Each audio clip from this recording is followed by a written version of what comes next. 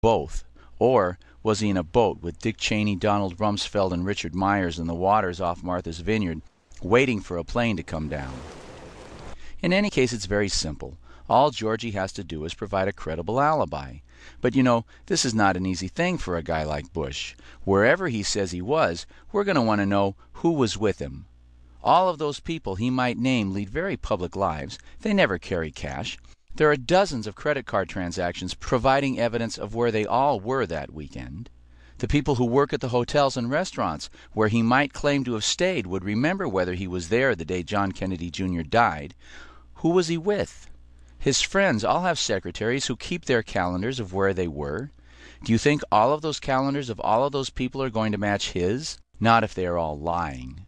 Remember, these are the guys who screw up everything they touch. For example, George's father claims that he knew nothing about the Iran-Contra weapons cocaine terrorism scandal, and Bush's personal calendar/date book shows him out of town on the dates that the meetings were held to plan these crimes. But Ollie North, who did all the day-to-day grunt work of this dark and murderous business, he also had a calendar/date book, and his book shows that Bush chaired the planning meetings. So let Georgie answer the question, where were you? And when he does, and it's proved a lie, the same thing will happen to him that happens to every other person accused of murder based on circumstantial evidence when their alibi is proved to be a lie. He'll be convicted. The United States, and the world really, is infested with a cancer, a sick criminal mafia. These people invented state-sponsored race-based slavery and racism. They killed Lincoln so that they could then instigate a war of extermination against the Plains Indians.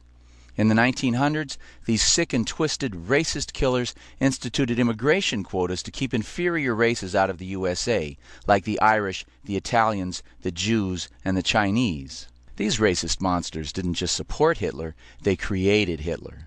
The Holocaust was a disaster for the German war effort, but these vermin made $1 trillion off of it. Hitler lost World War II, but they won. A few years later, they murdered John Kennedy in hopes of making another $1 trillion off the Vietnam War. If you don't know that they blew up the World Trade Center, you're not trying hard enough. Certainly, in the aftermath of 9/11, they have picked our pockets for several $100 billion more. The Patriot Act makes it look as though they plan to permanently destroy democracy in America. Their plans for the environment are threatening the very existence of the human race.